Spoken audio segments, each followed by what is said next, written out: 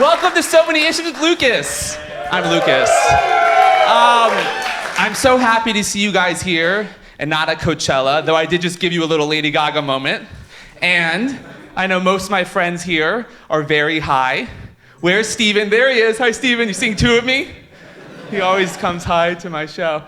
Okay, so what do you want first? The bad news or the bad news? Oh, I'm kidding. There is some good news. Susie Toot got eliminated from RuPaul's Drag Race. Yes! I've been rooting against that tap dancing, prohibition-loving queer, and yeah, I meant that in a derogatory way. Welcome to Trump's America. Of course, the most important news of the day is that the president won his senior golf championships at his golf club in Jupiter, Florida. Congrats, Donald. I'm sure this is the one that finally would have made your dad proud of you. So, did everyone have a happy Liberation Day? Yeah, right? I felt so liberated, like when my pants are on my ankles at a darkroom in a gay club. In the sense that I had no idea what was going on around me, I lost all my money, and I knew that the effects of the day were going to be with me for a long time. Yesterday, Trump imposed a 90-day pause on the reciprocal tariffs he put in place in most countries, but kept in place a baseline universal 10% tariff. This came after the S&P 500 had its worst week since March of 2020, and people's retirement savings tanked harder than the Snow White movie. And as global markets crashed, Trump headlined a $1 million a plate fundraising dinner. And before you say he's so out of touch, take a look at what he said last week. It's an old-fashioned term, but a beautiful term, groceries. It sort of says a bag with different things in it. Groceries went through the roof, and I campaigned on that. I talked about the word groceries for a lot. A bag with different things in it. You know, that's a man who's definitely known about the concept of groceries for a year, maybe two. A man of the people. You know, this whole week that Trump just put us through, last night, well, actually, today at 12:45 a.m., technically, he posted on Truth Social, "What a day, but more great days to come." What a psychopath. He is that friend who blacks out at the party, causes drama, sleeps with someone's husband, then wakes up the next day like not a care in the world. Feeling a lot of eyes on me right now, like you think I'm talking about myself.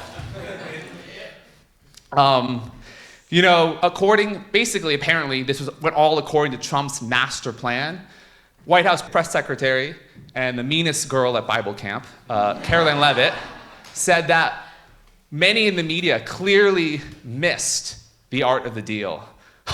Yeah, you did, the art of the deal, because under the threat of economic collapse, the penguins of the McDonald Islands submitted to the power of Trump.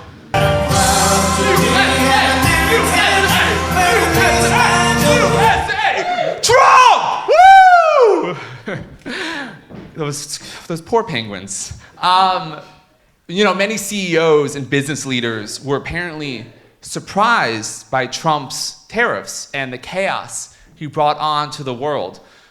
I'm sorry, surprised? Really?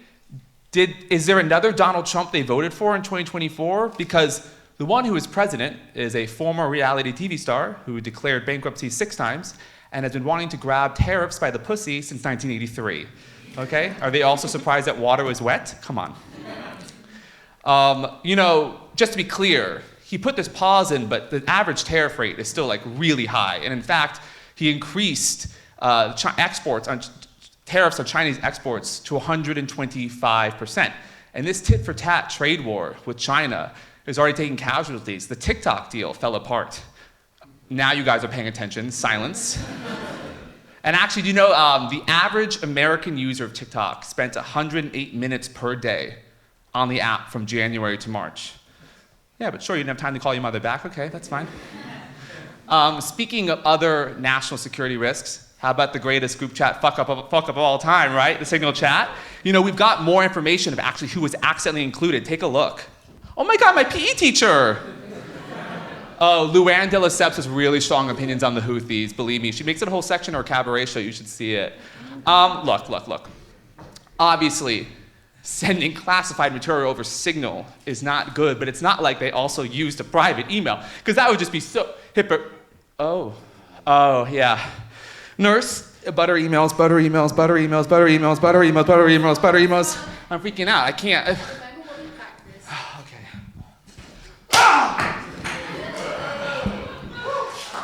Oh, I feel so much better. Thank you so much. Health and Human Services Secretary Robert Kennedy Jr., seen here showing an alternative way to cure strep throat, fired 10,000 employees responsible for fighting HIV, approving new drugs, regulating childhood vaccines, preventing gun violence. None of that's important. We're going to be fine. By June, apparently 25% of HHS's staff will be gone, and this is as there's a measles outbreak continuing, and cuts to USAID risk another global pandemic. But hey, it'll be summer, and you know what they say? Rosé all day keeps Ebola away, right? Speaking of health, recently hospitalized Pope Francis made his first public appearance, and he is really looking oh my God! Ooh.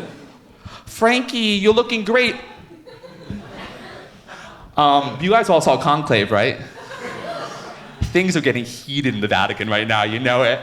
I don't care at all about that new Next Gen NYC show about Gen Z or Nepo baby Gen Zers trying to make it in New York. Get the Bravo cameras to St. Peter's Basilica right now. I want to see old men in dresses backstabbing and bribing each other to become the Holy Father. Oh, guys, that's the gay ensemble show we've been missing. On the topic of gay, obviously June is coming up, and with that, there's that big, gaudy parade, the costumes, the theatrics, the drama. I'm, of course, talking about Trump's military parade that he wants to have on June 14th to celebrate his 79th birthday and also, not really, the 250th anniversary of the Army's founding. You know, Trump actually wanted to have this in 2018, but canceled the plans when cost estimates rose to $92 million. So, now, he's spending an excessive amount of money on a party for himself in June. That's gay rights to me. Happy Pride, Donald. Trump canceled Biden's plans to have Medicare and Medicaid cover obesity drugs like Ozempic. And before some of you say, oh, that would have not been fair, okay, let's just acknowledge something. In order for Medicare and Medicaid to cover the drugs, a person would have to admit they're older than 65 and poor. So that canceled out everyone in Hollywood, okay? You know, Trump has been obsessed with erasing Biden's legacy, which is interesting because within the first 50 days of his time in office, he's mentioned Biden 316 times. And yet, he still refers to Tiffany as not Ivanka. It's crazy. Marjorie, where am I? Listen up, guys. It's been a long week. And listen, he changes the news every day. You don't have to rewrite this monologue this morning with the new stuff you put in. The Secretary of the Interior did Oh my something. God, this is great, guys. Oh, you're gonna love this. The Secretary of Interior, Doug Burgum, requires that his staff bake him warm, fresh chocolate chip cookies. This is real. In the industrialized ovens inside the Department of Interior. Now look, Trump just fired 1,500 national park workers, but hey, just because they're making cuts doesn't mean people can't have what they love. Americans can still have their parks because Doug Burgum ordered them to stay open. Doug Burgum will still have his cookies, and you know what? Smokey the Bear would keep his job if he knows how to bake a fresh, crisp chocolate chip cookie that's mushy on the inside with chocolate chips that melt in your mouth, you know? He can keep his job. The White House is kind of figuring out how much money it's going to cost for us to control Greenland. So yes, Trump is very, very serious about that. Despite Greenland being a Danish island and Greenlanders not wanting to be part of the United States, and also, you know, JD at Usha Vance being rejected harder than Saxon rejected his younger brother Lachlan in the White Lotus finale. I am on Team Lachlan with that one. Kind of in darker, I am, I'm sorry. He's a pleaser. You don't leave anyone out. That's what I've learned. I have manners. My mother raised me right. This is darker news, but it's important. So, according to reports, more than half of the 238 Venezuelans who deported to El Salvador without due process have no criminal record. One of them is a gay makeup artist. Another is a father of 3 with protected legal status.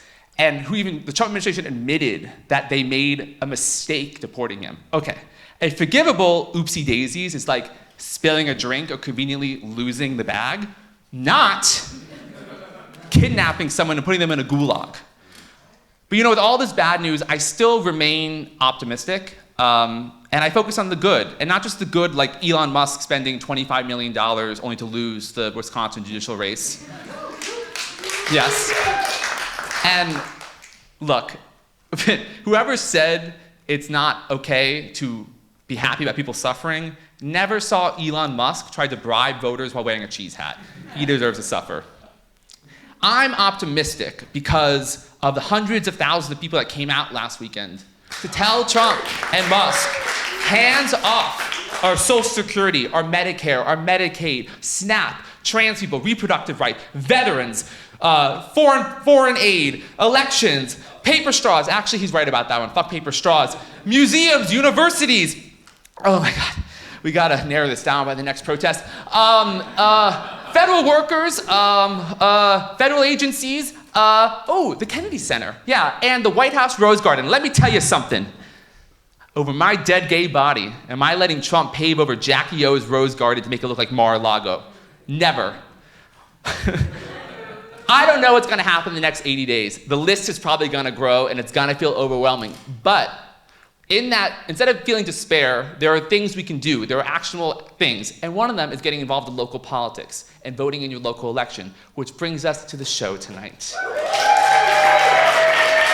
I am so excited that I'm going to get to interview NYC Comptroller and current candidate for mayor, Brad Lander.